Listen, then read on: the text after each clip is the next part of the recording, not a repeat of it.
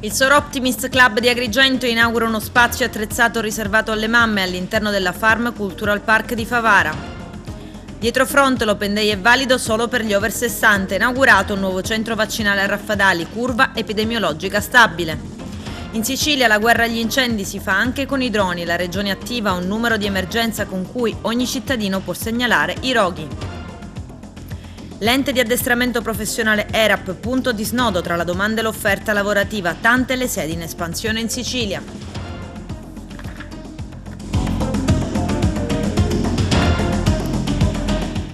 Bentrovati gentili telespettatori al nostro appuntamento con l'informazione. Il Sor Optimist Club di Agrigento inaugura un baby pit stop a Favara, uno spazio attrezzato riservato alle mamme per l'allattamento e il cambio pannolino del neonato. Vediamo. Un'interessante iniziativa oggi da parte del Sor Optimist qui presso la Cultural Farm Park di Favara.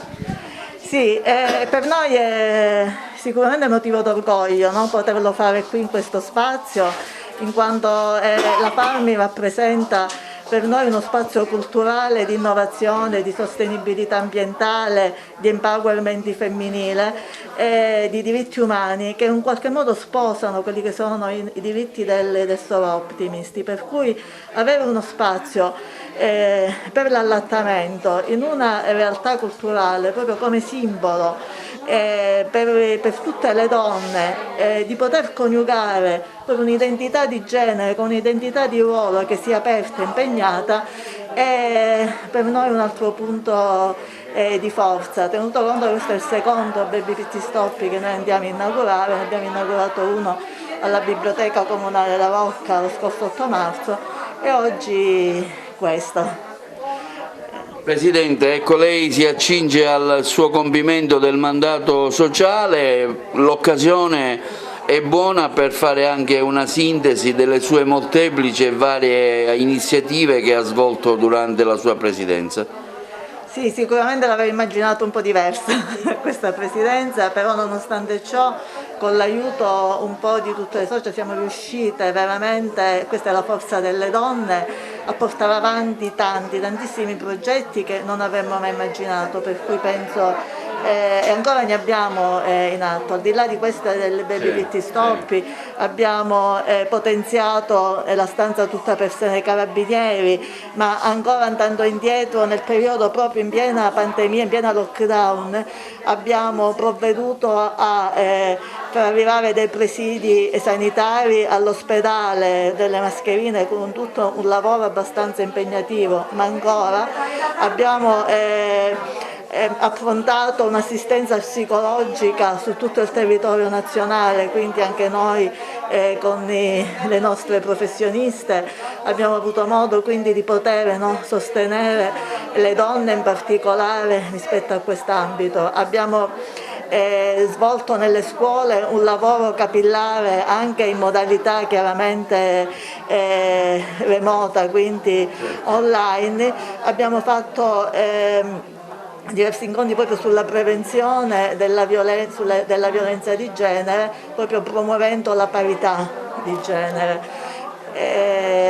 Stiamo portando avanti, abbiamo già iniziato, adesso andremo a concludere un progetto sulle api che rientra nel nostro progetto del centenario, perché quest'anno Sor Optimist International compie 100 anni e quindi cade certamente in un periodo, però non è mancato portare avanti questi e tanti altri ancora che in questo momento devo dire che questo spazio oggi un po' rappresenta anche una riapertura e un ricominciare, quindi che venga da qui con l'attenzione alle mamme e quindi favorire anche la natalità per noi è qualcosa di importante.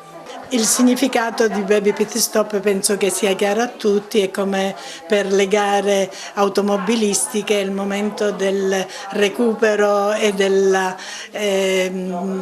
diciamo di accudimento per trovare nuove energie, la macchina, in questo caso il bambino. Però per quanto ci riguarda, anche se ci appoggiamo a questo progetto UNICEF nell'ottica da una parte di pensare al meglio del bambino, ma nello specifico nostro di Club Service al femminile, anche sia per i benefici che dell'allattamento materno procura sicuramente la madre, ma innanzitutto per noi è un simbolo in quanto insieme ad altri progetti messi in atto in questo biennio cerchiamo di dare un input alle donne per poter coniugare il senso materno con l'attività lavorativa. La possibilità di scegliere, naturalmente il Baby Pit Stop vuole suggerire ad altri il problema, infatti per questo abbiamo scelto come sede un museo o comunque posti che vengono visitati da parecchia gente, da gente che ama la cultura, perché il problema è di welfare, è di un governo che se vuole la natalità, se vuole la famiglia, se vuole tutto questo deve migliorare in modo che la cura, e per cura intendo l'attenzione alla famiglia nel suo insieme e ai piccoli, possa avere un supporto a livello governativo. Infatti stiamo portando avanti anche un progetto di adozione di asili per superare stereotipi di genere, quindi vuole essere un simbolo più che una funzione pragmatica, vuole essere un suggerimento. In seguito alla circolare ministeriale trasmessa alle regioni, in Sicilia l'iniziativa Open Day, che si aggiunge alla normale programmazione vaccinale, è riservata alla popolazione di età pari o superiori ai 60 anni. Ad annunciarlo è la regione siciliana dopo la decisione presa ieri di sospendere l'utilizzo del vaccino AstraZeneca in tutti i soggetti che hanno meno di 60 anni. A coloro che hanno un'età inferiore ai 60 anni e hanno già ricevuto la prima dose del vaccino AstraZeneca, continua la regione, secondo le disposizioni nazionali previgenti, saranno garantite le seconde dosi con sieri Pfizer o Moderna.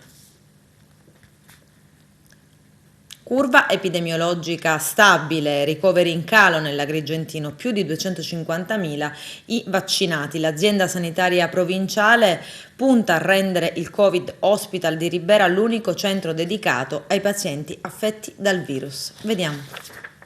Allora, nuovo report settimanale. La procedura man mano vedrete che si sposterà dal numero di positivi verso i vaccini, quindi il nostro focus sarà sempre nelle settimane a seguire orientato verso l'andamento vaccinale, mentre prima abbiamo monitorato, ma lo facciamo tuttora, anche l'andamento del virus. Vi dico subito che il pachiderma questa settimana si è stabilizzato e non è una bella notizia perché non riusciamo a scendere al di sotto della soglia dei 400. Cioè sostanzialmente il numero di positivi nella settimana scorsa non è sceso ma continua a mantenersi sui 400 soggetti che sono ancora positivi. Quindi questo significa che il virus sta continuando a circolare e non riusciamo ad abbattere il numero di positivi. Questo è dovuto al fatto che ci sono delle giornate in cui la nostra provincia si è trovata al secondo posto come incidenza di nuovi casi positivi in tutta la Sicilia. Quindi siamo stati dietro a Catania, qualche volta dietro a Palermo, ma non siamo mai riusciti a raggiungere costantemente un abbassamento del livello di positivi, motivo per cui il mitico pachiderma è rimasto costante. E quindi questa è una ulteriore raccomandazione a non abbassare la guardia, a mantenere le mascherine, il distanziamento e tutte quelle cose che sapete, le 4 attenzioni da avere. Vi dico subito la notizia che è positiva ovviamente, ma ve ne sarete accorti, il numero di ricoverati nella nostra provincia scende e in questo momento abbiamo un totale di 13 persone che sono positive, cioè ricoverate in medicina, e non abbiamo nessuna persona ricoverata in terapia intensiva. Quindi questo è un ottimo risultato, sappiamo che è sempre precario, però dobbiamo registrare anche le cose positive che noi abbiamo e quindi questo va detto. Va detto anche che dal punto di vista della programmazione è partita oggi la disposizione per cui anche l'ospedale di Agrigento a esaurimento ha in questo momento 12 pazienti, deve tornare a 0, per cui vorremmo liberare anche l'ospedale di Agrigento dal Covid e concentrare tutto nell'ospedale di Ribera, così come diciamo è auspicabile da parte di tutti. Questo significa che il personale Covid verrà concentrato sull'ospedale e sapete anche che attiva le malattie infettive e quindi va dotata di personale anche l'unità di malattie infettive e ho già avuto più contatti con il nostro infettivologo che già ha iniziato a lavorare con le consulenze sul reparto di Agrigento e quindi sta ribadendo con la sua azione quotidiana il fatto che la malattia infettiva non è ovviamente una prerogativa o peculiarità di Ribera, ma è a disposizione dell'intera provincia. Troverete nell'esposizione che faccio anche un riferimento da ora in poi sempre più puntuale sul numero dei vaccini che noi abbiamo fatto. Numeri importanti che arrivano quasi a 250.000 vaccinazioni e adesso monitoreremo man mano il numero di vaccinazioni che verranno fatte per punto vaccinale. Ovviamente Agrigento ha sempre la predominanza rispetto a tutti gli altri punti vaccinali perché l'hub di Agrigento si sta dimensionando per un numero di 2.000 vaccinazioni giornaliere.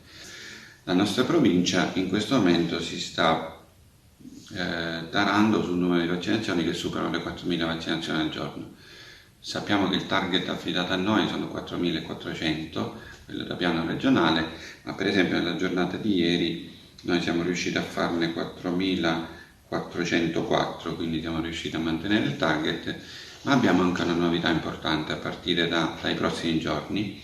In questo momento ci sono, da oggi in poi, ci sono le riunioni con i direttori di distretto e i sindaci che stanno scalpitando per la verità da più tempo per poter anche loro offrire ai propri concittadini la possibilità di vaccinare. Mentre parliamo, alcuni sindaci sono riuniti, altri lo saranno nei giorni a seguire, quindi questo numero che noi vi stiamo dando potrà solamente crescere perché nei vari comuni ci saranno dei punti vaccinali organizzati grazie alla disponibilità dei sindaci, quindi delle amministrazioni comunali e al ottimo lavoro che i nostri operatori sanitari stanno facendo in tutti i centri vaccinali. Quindi avremo ancora altri centri vaccinali nei vari comuni.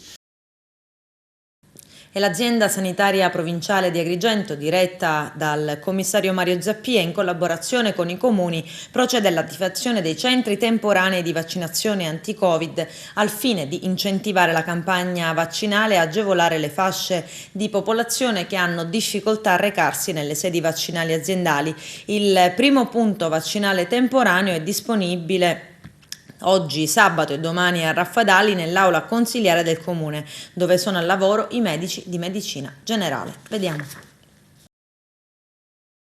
Io ho una programmazione, spero entro l'estate, di vaccinare tutti i cittadini di Raffadali.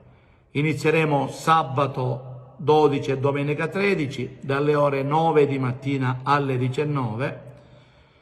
Poi successivamente verranno comunicati gli ulteriori giorni ed è mia intenzione istituire un numero telefonico a supporto del centro di programmazione vaccinale del comune di Raffadali. Per fare tutto ciò ho bisogno però della vostra collaborazione. Io vi devo comunicare un messaggio importante, quindi vi prego di stare attenti, perché inizieremo la vaccinazione dopodomani, sabato e domenica, e quindi dobbiamo bruciare i tempi. Quindi domani mattina, cioè venerdì 11 giugno, tutti i soggetti appartenenti alle categorie che vi sto per elencare devono telefonare al proprio medico di famiglia e dare la propria disponibilità alla vaccinazione. Noi inizieremo sabato e domenica con i soggetti fragili, gli over 80, gli over 70 e gli over 60. pensiamo di fare circa 450 vaccinazioni in questi 2 giorni. Sarà stilata una graduatoria tenendo conto delle priorità che sono, come ho detto poco fa, prima i soggetti fragili, poi gli over 80, gli over 70 e gli over 60. Da quello che abbiamo programmato con i medici di famiglia dovremmo riuscire ad avere un elenco tenendo conto di queste priorità. Poi venerdì, sempre 11, in serata, verrete ricontattati da parte del Comune di Raffadali, in cui vi sarà comunicato il giorno e l'ora in cui dovrete recarvi al centro vaccinale comunale, che è in via Porta Agrigento nella sala consiliare del Comune di Raffadali. Vi invito a rispettare scrupolosamente gli orari che vi verranno comunicati per evitare inutili attese e pericolosi assembramenti. Dobbiamo rispettare l'orario che vi sarà comunicato. Poi, ad altra comunicazione ancora. Innanzitutto abbiamo raggiunto questo obiettivo grazie alla disponibilità del direttore generale dell'azienda sanitaria locale di Agrigento, che devo ringraziare personalmente, anche se al mio ringraziamento devo aggiungere anche le mie scuse se qualche volta sono stato intemperante, se ho alzato la voce o se ho detto qualche cosa in più di quello che dovevo dire. Molto spesso il mio carattere mi porta ad avere un atteggiamento, quando non riesco a farmi capire dall'interlocutore, molto duro. Però molto spesso capisco che questo atteggiamento mi porta a raggiungere i risultati e gli obiettivi che io cerco di programmarmi. Quindi tutto sommato non è un cattivo carattere. Andiamo alla raccomandazione. Io questo messaggio lo lancio ai giovani che vedo che fanno una vita molto spensierata. Vedete che il virus è ancora presente nel nostro territorio, non solo comunale, ma in ambito regionale. Abbiamo diverse realtà locali, diversi comuni ancora in zona rossa. Quindi, come vedete, passare dalla zona bianca alla zona rossa ci vuole poco, basta qualche comportamento sconsiderato, scorretto, inopportuno per bloccare l'economia e la libertà di un'intera comunità. Quindi vi esorto ad avere un comportamento corretto. Per corretto significa usare tutte le precauzioni che ormai sapete, l'abbiamo ripetuto tante volte, abbiamo utilizzato in questo anno di pandemia.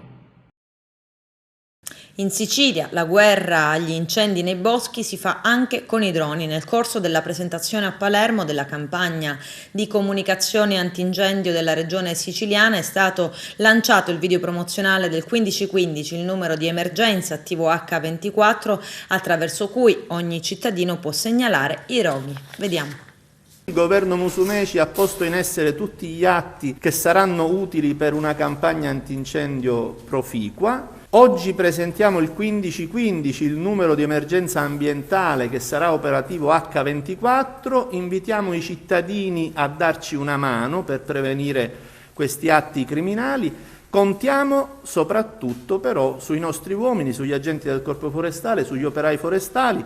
Abbiamo fatto una buona preparazione, ci siamo rivolti soprattutto a chi può darci una mano sul territorio, una convenzione con l'ANCI e quindi con i comuni siciliani, una convenzione con gli agricoltori come primi tutori del territorio e delle loro colture, una sinergia rinnovata con la protezione civile, la gara a buon fine sul nolo di 8 elicotteri. Abbiamo per la prima volta la possibilità di utilizzare dei droni, ben 90 droni in tutta la Sicilia, con delle gare che hanno determinato la possibilità di operare in trasparenza e legittimità. Abbiamo messo in campo tutto quello che era possibile, adesso dipende molto dai nostri uomini, dipende dal clima, ma dipende anche e soprattutto dai cittadini. Una nuova cultura della legalità che deve vederci presenti, perché quando gli uomini magari non sono tutti, anche se attraverso la mobilità ne manderemo 100 entro luglio a rinforzare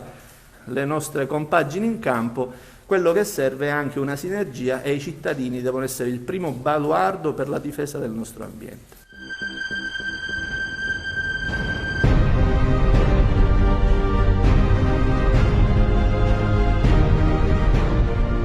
Puoi salvare tutta questa bellezza, questi boschi su cui la Sicilia e l'Europa investono. Puoi proteggere la natura.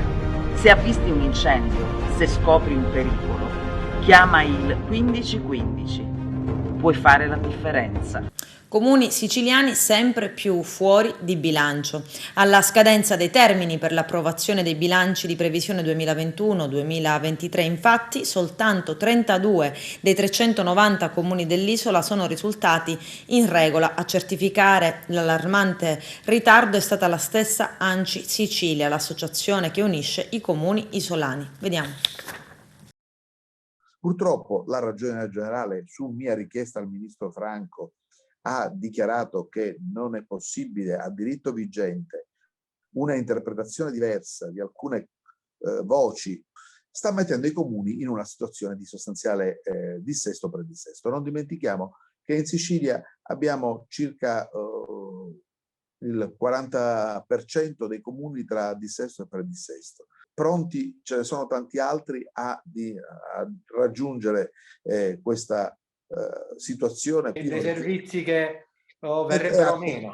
Quindi io ho chiesto subito un incontro al Vice Ministro per l'Economia, Laura Castelli, per affrontare al Ministero dell'Economia e delle Finanze questi problemi, come ho chiesto anche al Ministro delle Regioni e delle Autonomie Locali, l'onorevole Stella Gelmini, di aprire un tavolo complessivo Regione e Autonomie Locali. Entrambe mi hanno dato la disponibilità. La Regione sta facendo la sua parte per difendere i comuni siciliani e con essi i siciliani. Perché l'ANCI facciamo massa critica, nel senso che l'ANCI non ha cose da chiedere a Roma che non sono nostre, che noi non condivisiamo. Noi non abbiamo niente da chiedere a Roma che non sia anche di interesse dei comuni. In passato forse è stato dato troppo, invece oggi è stato tolto troppo. In passato le regole contabili erano molto più leggere. Qualcuno ne ha abusato.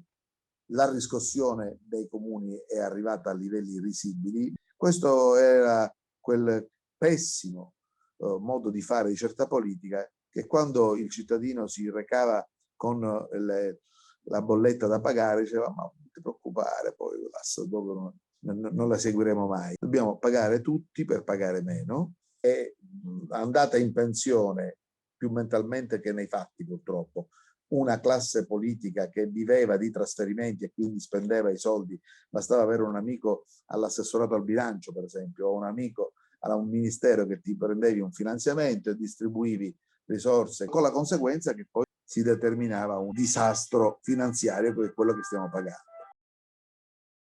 Prosegue il percorso di riorganizzazione territoriale del partito Forza Italia nella provincia agrigentina. Ieri a Ribera nominati i componenti del direttivo locale del partito. Presente l'assessore regionale alle autonomie locali Marco Zambuto. Arturo Cantella. Prosegue il percorso di riorganizzazione territoriale del partito di Forza Italia nella provincia agrigentina. Il quadro e l'organigramma politico locale sono stati tracciati a Ribera in occasione di un incontro a cui tra gli altri hanno partecipato il vice coordinatore regionale di Forza Italia, l'onorevole Riccardo Gallo, il commissario provinciale del partito e presidente della Commissione Sanità all'Arsa, onorevole Margherita La Rocca Ruvolo, l'assessore regionale agli enti locali Marco Zambuto, la coordinatrice regionale di Azzurro Donna Maria Antonietta Testone, il presidente del Consiglio Comunale di Agrigento Giovanni Civiltà e il sindaco di Ribera Matteo Ruvolo, il presidente del Consiglio Comunale Vincenzo Costa, l'assessore Giusy Zibarra e il consigliere comunale Enza Mulè. Nel corso del dibattito è stato delineato l'assetto locale di Forza Italia nella città di Ribera, sancendo una maggiore e più efficace collaborazione tra gli amministratori locali, i dirigenti provinciali e regionali del partito, il governo regionale tramite l'assessore agli enti locali Marco Zambuto. L'Assemblea ha ratificato all'unanimità le nomine del direttivo locale del partito, che risulta composto da Margherita Farrugia, già consigliere comunale, Ciro Marrone, Emanuele Clemente, Antonio Caterinicchia, Giuseppe Urso, Katia Scorsone, Antonio Pipia, Francesco Mariondi. Componenti di diritto nel direttivo di Ribera i consiglieri comunali Costa, Mulè e l'assessore Zabarra e il sindaco Matteo Luvolo. Gli onorevoli Gallo e La Rocca hanno affermato: è motivo di orgoglio vedere che in ambiti locali come a Ribera ferve la volontà di impegnarsi in politica nell'interesse del proprio territorio, scegliendo Forza Italia come partito di appoggio e di riferimento per i valori e gli ideali che da sempre ne caratterizzano l'azione politica, evidenziando un partito che intende sempre più coinvolgere la base e la società civile a stretto contatto con i rappresentanti locali, le loro istanze e i programmi politici e amministrativi che intendono realizzare. Le radio televisioni locali continuano a raccogliere consensi dopo la manifestazione nazionale di protesta per garantire il pluralismo dell'informazione. Vediamo. Ha avuto un grande eco la manifestazione fatta a Roma dalle TV locali appartenenti all'AREA, Sindacato Nazionale di Radio e Televisioni. Sono state tante le adesioni ricevute sia dalle varie forze politiche e sociali, sia da movimenti e sindacati, in particolare la presenza della Lega con la sottoscrizione di un emendamento che dà la possibilità di usufruire dei prossimi fondi destinati ai ristori del Covid-19 alle emittenti che hanno lavorato anche durante la pandemia, che hanno svolto il loro dovere di informare la gente che stava a casa, ma che non hanno ricevuto neanche un euro di ristoro. Ci arriva notizia che anche parlamentari di 5 Stelle hanno presentato un emendamento in tal senso, pervenutoci dalla parlamentare agrigentina onorevole Rosalba Cimino. I punti in discussione sono tanti e importanti, in primis l'occupazione, la libertà di stampa, la possibilità di continuare a far trasmettere le emittenti esistenti come lo fanno da oltre 40 anni, una giusta distribuzione delle risorse, non come previsto dal DPR 146/17 che le destina solo alle prime 100, diverse le prese di posizioni forti avvenute a Roma durante la manifestazione Mani Pulite per l'informazione. Perché siamo qui? Perché, lo dicono il nostro motto, cioè mani pulite sulla comunicazione. Perché mani pulite sulla comunicazione? Perché in questi anni le mani si sono sporcate e sono stati in tanti a sporcarsi le mani in questo settore. Ci hanno tolto le frequenze, ci hanno tolto le provvidenze di editoria, ci hanno tolto i canali, ci hanno tolto tutto e quindi qualcuno sicuramente si è sporcato le mani. Noi vogliamo ricostruire questo settore cominciando da oggi con mani pulite. Mettiamo fuori i lobbisti da questo settore, cerchiamo di accreditare e di restituire il giusto, le frequenze giuste che gli spettano per lavorare agli editori puri, non a chi fa televendite e ai grossi network, perché i grossi network, anche se sono interregionali, li considerano locali, ma non sono locali. Locali siamo noi, sono quelli del territorio, sono quelli dei comuni e delle province, perché noi abbiamo praticamente un collegamento diretto con il territorio e lo rappresentiamo in tutte le istanze presso le istituzioni.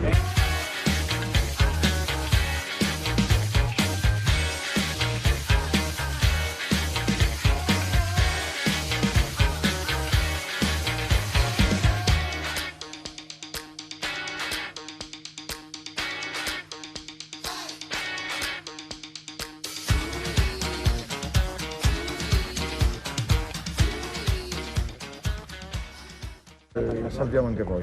Sì. Mettere mano a quel regolamento non è facilissimo perché si scatenano tutta una serie di veti incrociati, contrapposizioni, chiamano, però porre invece il problema in questi altri termini, cioè di sostegno anche a questo mondo delle radio. Civiltà vi stiamo sostenendo, però lo stiamo facendo con uno stile diverso, ci consentirete con grande rispetto per ciascuno e per tutti, diverso rispetto a quello che abbiamo assistito fino adesso, cioè è inutile di essere super aggressivi. Comprendo il dolore dei piccoli, perché ovviamente quando uno si fa male grida, però io penso che ci siano tante buone opportunità per poter raggiungere questo risultato.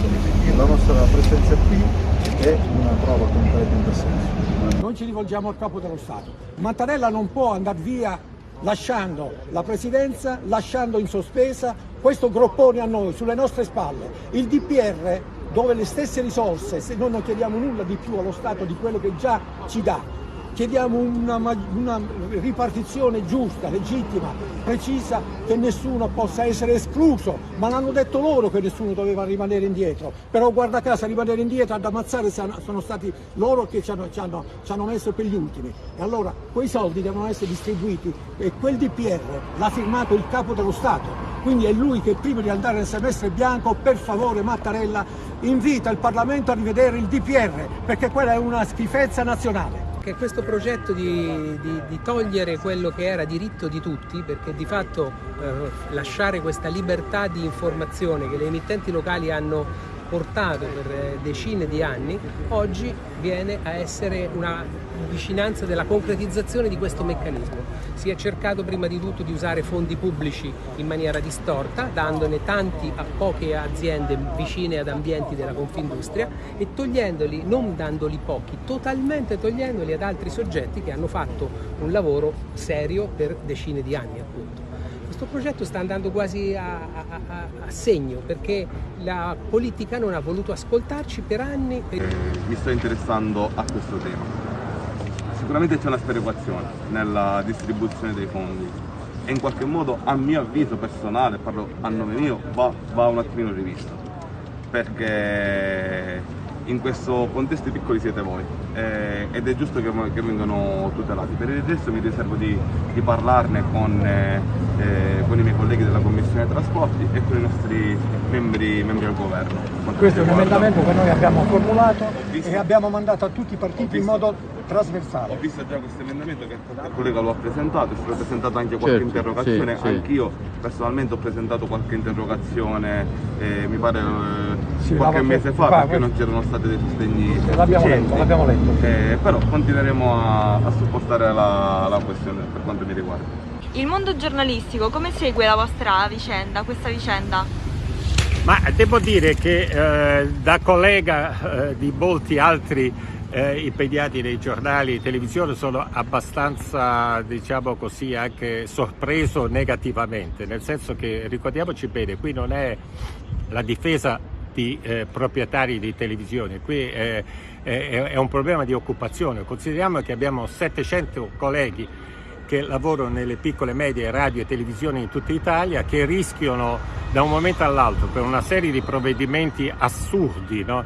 Che stanno penalizzando, perché poi l'obiettivo finale è questo, di ridurre le cosiddette radio e televisioni locali, che sono circa 1000 in Italia, a poco più di 100. Poi di questi 100 ci sono una decina di emittenti privilegiate che si pappano il 90% di tutti i contributi. Gli altri formalmente, per non dire che tutto viene fatto per 10, si dice che vengono fatti per 100. Tant'è vero che le prime hanno preso qualche milione, le ultime di queste 100 hanno preso qualche migliaia di euro, no?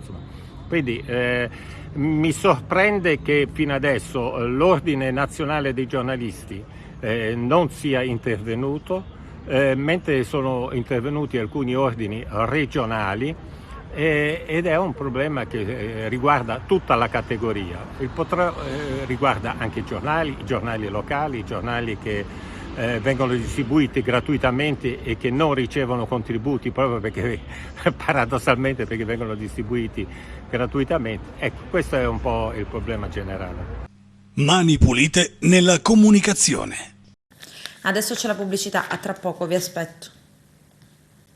È ripreso davanti la Corte d'Appello di Caltanissette il processo all'ex leader di Confindustria Sicilia Antonello Montante, condannato in primo grado a 14 anni per associazione finalizzata alla corruzione e accesso abusivo al sistema informatico. C'è il servizio.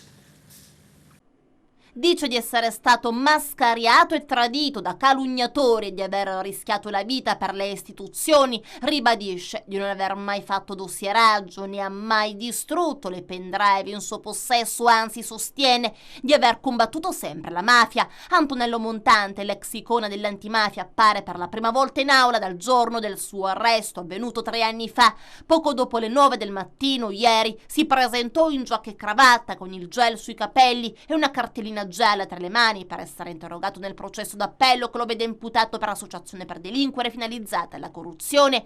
In primo grado è stato condannato a 14 anni di carcere. Oggi vive ad Asti, dove ha l'obbligo di soggiorno. Sorride, però Montante si ferma a parlare brevemente con i giornalisti, così apprendono le cronache che lo aspettano all'ingresso dell'aula bunker di Caltanissetta. Ma dopo le prime domande dai dossieraggi e le chiavette distrutte e gettate dalla finestra, subito dopo il suo arresto cambia atteggiamento, diventa oscuro in volto e attacca i magistrati. Io sono stato strumento delle istituzioni, in particolare dei magistrati, dice, ma senza fare nomi. Ribadisce più volte di essere stato e di sentirsi ancora un uomo delle istituzioni. Ho sempre combattuto contro la mafia, ha ribadito, parlando in particolare della sua battaglia contro Cosa Nostra, Serra di Falco, suo paese natale, e contro Vincenzo Arnone, suo testimone di nozze ritenuto boss di Serra di Falco. Vincenzo Arnone lo conoscevo da quando eravamo bambini perché abbiamo fatto la scuola insieme, dice, ma in un primo tempo non ricordavo se il certificato del mio matrimonio fosse stato firmato come testimone da lui o da suo padre Paolino. La mia prima elezione a Confindustria fu in qualche modo voluta dal procuratore di Palermo Messineo, dice ancora Montante, perché dopo che si seppe che stavo per diventare presidente trovai dei proiettili all'ingresso di casa e lui mi disse che a fronte di quel fatto non avrei dovuto cedere al ricatto e a questo genere di intimidazioni. Ha quindi raccontato ancora all'imputato: la mia azione di legalità fu poi sempre supportata dalla magistratura. Ha continuato ancora l'ex leader di Confindustria Sicilia, che ha citato tra i magistrati che lo sostennero l'ex procuratore di Caltanissetta Sergio Lari e l'ex procuratore generale Nisseno Roberto Scarpinato. Non c'è stata iniziativa, ha continuato, che non sia stata concordata e supportata dalla magistratura. Io mi sono sempre integrato con le forze dell'ordine, prefetture, questure, ma soprattutto con l'autorità giudiziaria. E poi ancora accenna al suo rapporto con l'attuale presidente della regione siciliana Nello Musumeci. Musumeci e l'assessore Armao fino al 2018 venivano da me per chiedere indicazioni su come muoversi e su cosa portare avanti nella loro azione politica. Mi sono dunque interrogato sulla ragione della costituzione di parte civile di tante persone che mi sono state vicino, a cominciare proprio dalla regione per finire a Cicero, ex presidente dell'IRSAP. Per Cicero mi sono stracciato le vesti, non capisco questo suo accanimento contro di me. Tutti i lunedì pomeriggio era a casa mia, lo osteggiavano tutti e io lo difendevo sempre, gli ho anche fatto avere la scorta. Mi sono speso per tutte le cariche che ha rivestito nel tempo, anche contro la volontà dei vertici della regione che non volevano saperne di lui. L'ex numero 1 di Confindustria Sicilia ha poi parlato di Marco Venturi, fu indicato da me per la nomina di assessore di Lombardo. Marco Venturi è l'imprenditore che si era dimesso da assessore tecnico alle attività produttive nel governo lombardo, mandando tutte le carte in procura. Venturi e Alfonso Cicero, che sto sentito poco prima di Montante, sono gli uomini chiave dell'inchiesta della DDA di Caltanissetta, che ha portato all'arresto dello stesso ex leader di Sici Industria. Davanti alla commissione antimafia nel 2016 proprio Venturi dichiarò che l'ex presidente di Confindustria Sicilia era pericoloso, invitando la politica ad allontanarlo, e rivelò che l'elezione di Crocetta era frutto di un accordo con Raffaele Lombardo. La politica nazionale deve intervenire al più presto per allontanare Montante dalla presidenza della Camera di Commercio, da Union Camera e da tutti i ruoli istituzionali che lui ricopre, perché costituisce un allarmante rischio di condizionamento per le istituzioni, aveva detto Venturi alla commissione parlamentare antimafia presieduta all'epoca da Rosi Bindi. L'audizione al tempo era stata secretata, ma poi fu declassificata da segreti a libera. L'interrogatorio di Montante si è concluso poco prima degli eventi di ieri e prosegue anche in questo sabato davanti alla Corte d'Appello di Caltanissetta. La Procura di Palermo ha disposto il giudizio immediato senza il filtro dell'udienza preliminare a carico di Salvatore Baglione, 37 anni, imputato dell'omicidio della moglie, la cantante neomelodica Piera Napoli, di 32 anni, vittima di decine di coltellate nella loro casa a Palermo. Baglione, dopo aver ucciso la moglie, si è consegnato ai carabinieri della caserma Uditore confessando il delitto. Vediamo.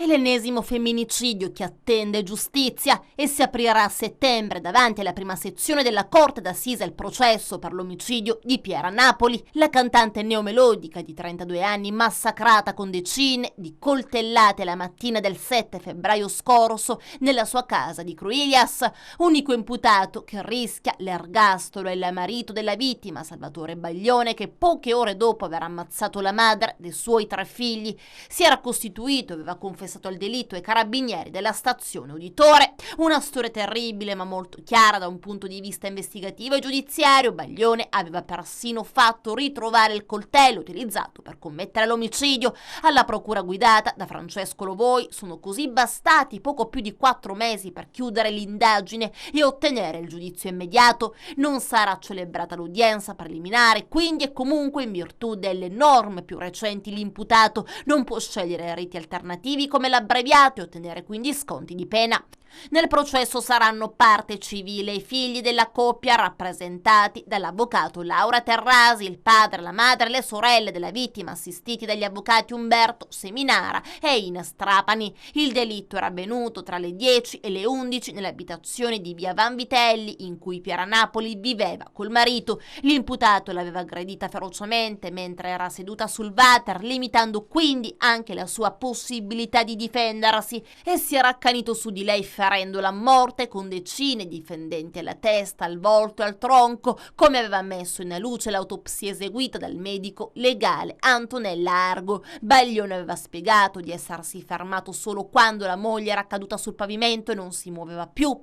Poco dopo sul profilo Facebook di Baglione era comparso un macabro post, una foto di Robert De Niro accompagnato dalla frase rispetto, gran bella parola, peccato che non tutti ne conoscano il significato. Baglione, assistito dall'avvocato Daniele Lopiparo, aveva poi raccontato ai carabinieri di aver coperto il corpo della moglie, di essersi lavato e cambiato e di aver accompagnato 2 dei suoi figli che, a suo dire, non si sarebbero accorti di nulla dai nonni. Infine aveva riempito una trolley di grandi dimensioni con l'occorrente per stare in carcere ed era andato a costituirsi. Mi tradiva da qualche mese e stamattina, il 7 febbraio per l'appunto, mi ha detto di non amarmi più. Ecco la spiegazione fornita dall'imputato al GIP Ermelinda Marfià, davanti al quale lo stesso Baglione aveva sostenuto la tesi di un raptus, anche se incompatibile con la lucidità delle sue azioni successive al delitto. La procura gli contesta infatti l'omicidio premeditato e aggravato dai futili motivi e dalla crudeltà. L'uomo aveva aggiunto: ho agito solo per gelosia, perché da circa 4 mesi c'erano discussioni con mia moglie dovute ad una sua relazione extraconiugale. Come è stato ricostruito dai carabinieri 2 settimane prima dell'omicidio, in via Vanvitelli era intervenuta la polizia. Piera Napoli non avrebbe voluto fare entrare a casa il marito, col quale era sposata da 14 anni. Questa mattina, aveva detto ancora Baglione riferendosi al giorno dell'omicidio: mentre ci trovavamo entrambi in cucina abbiamo avuto l'ennesima discussione, in quanto io le avevo chiesto di lasciare il suo amante e di ritornare da me al fine di ricomporre la famiglia. Ma Piera Napoli non avrebbe reagito seguendo le regole che avrebbe voluto imporle il marito. Lei mi ha detto di non volermi perché amava il suo amante, aveva raccontato ancora Baglione, ed è andato in bagno. A questo punto, sentendole dire quelle parole in preda ad un raptus, ho preso un grosso coltello dalla lama di 20 centimetri, mi sono recato in bagno, accoltellato mia moglie in diverse parti del corpo mentre era seduta sul water. Baglione aveva anche descritto ciò che sarebbe accaduto la sera prima dell'omicidio. Ieri sera ho sorpreso mia moglie intenta a mandare messaggi col cellulare, anche se mi ha detto che stava dormendo. Stamattina, quando ci siamo alzati, abbiamo iniziato a discutere. Io gli ho chiesto se ieri sera stava messaggiando con il suo amante e lei mi ha detto di sì. Poi è successo quello che ho già detto. Il gruppo ERAP, ente regionale di addestramento professionale, si conferma punto di snodo tra la domanda e l'offerta lavorativa grazie ai suoi tantissimi percorsi di formazione ed alle sedi in espansione in tutta la Sicilia. L'intervista al direttore del gruppo, Pietro Asaro. Vediamo. Nonostante l'emergenza sanitaria, l'ERAP, l'attività didattica è sempre continuata, non si è mai fermata. Siamo ormai alla conclusione dell'anno e ci avviamo anche alla conclusione dei corsi.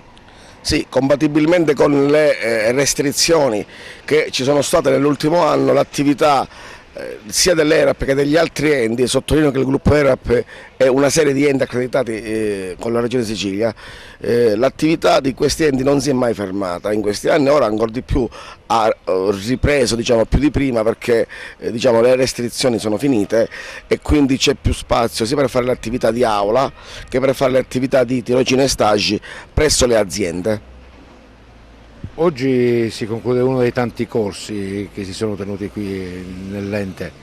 Oggi non si conclude un corso, oggi ci sono gli esami di alcuni corsi finiti un mese fa. Difatti oggi espletiamo esami per corsi di ASACOM, di carrozziere, di gommista e di meccatronica e comunque gli esami non sono oggi solo qua a Canicattì, ma sono in altre sedi che abbiamo nel gruppo ERAP. Alla Cireale oggi abbiamo oggi esami a Gela, insomma abbiamo esami anche nelle altre sedi del gruppo ERAP.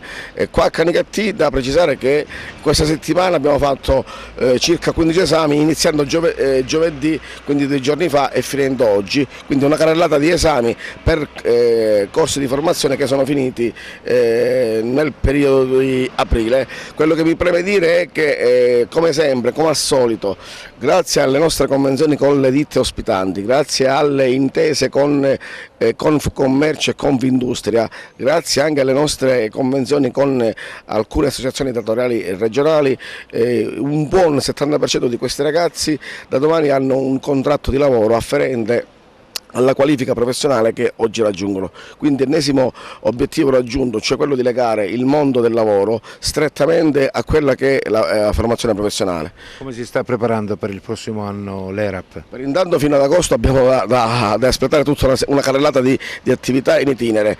Per la stagione 2021-2022, cioè da settembre 2021, abbiamo una serie di novità che ovviamente pubblicizzeremo subito da settembre, una serie di attività che andremo a fare in tutte le sedi in Sicilia. Da ricordare che noi abbiamo, con le sedi consociate e quelle dirette, tutto il gruppo oggi conta 63 sedi in tutta la Sicilia. Il gruppo ERAP cresce di più, cresce di più anche a Canicattì, e lo dimostrano, come dico sempre io, i numeri, lo dimostrano i fatti. Mentre si inaugura il cantiere della 118 Lucca Sicula Bivona, la Giunta regionale ha stanziato 14 milioni di euro per la strada che collega Bivona a Borgo Bonsignore. Arturo Cantella. Un'altra giornata storica, a comunicarlo, è il sindaco di Bivona, Milko Cinà. Per la nostra comunità, per la comunità di Bivona, Lucca Sicula, Palazzo Adiano e tutto il territorio agrigentino. In un'atmosfera di festa sono stati consegnati i lavori alla ditta esecutrice, l'importo del finanziamento che abbiamo ricevuto dalla Protezione Civile nel mese di maggio 2019, a seguito dell'istanza presentata dal Comune di Bivona dopo l'alluvione del 2018, è stata di circa 3 milioni di euro. Una strada che ci consentirà di abbattere i tempi di percorrenza per arrivare all'ospedale di Sciacca più velocemente, che consentirà agli studenti e ai pendolari di raggiungere Bivona in sicurezza e permetterà ai paesi della montagna di raggiungere più velocemente la strada statale 115. Il ringraziamento del sindaco Cinà di Bivona va al presidente Musumeci, all'onorevole Giussi Savarino, all'ex dirigente generale della Protezione Civile Calogero Foti, al dirigente dell'ufficio tecnico del comune di Bivona, geometra Marretta. Questo è un altro momento storico e importante che mi emoziona. Quando si apre un cantiere, lo dicevo quando abbiamo inaugurato i lavori alla Bivona Palazzo, si apre la speranza. E oggi c'è un altro cantiere importante, un cantiere che riguarda la viabilità, la viabilità che per noi ogni centimetro d'asfalto e ogni centimetro di strada rappresenta qualcosa di molto importante, perché ci consente di arrivare prima nell'ospedale più vicino. Questa strada ci consentirà di arrivare a Sciacca in maniera più veloce, ci consentirà di arrivare alla 115, di collegarci meglio con Lucca, Burgio, Villafranca, consentirà agli studenti pendolari che vengono a Bivona di arrivare in modo migliore. Per avere questo importante finanziamento di quasi 3 milioni di euro della protezione civile c'è stato un iter importante. Questa è una strada che purtroppo non è stata utilizzata tantissimo, perché è stata fatta e poi diciamo in breve tempo non è stata più utilizzabile, transitabile ed è stata fatta a metà. Oggi con l'intervento di 3 milioni di euro della protezione civile riusciremo a intervenire sia sulle frane sia sui ponti e sia facendo il tappetino con l'asfalto.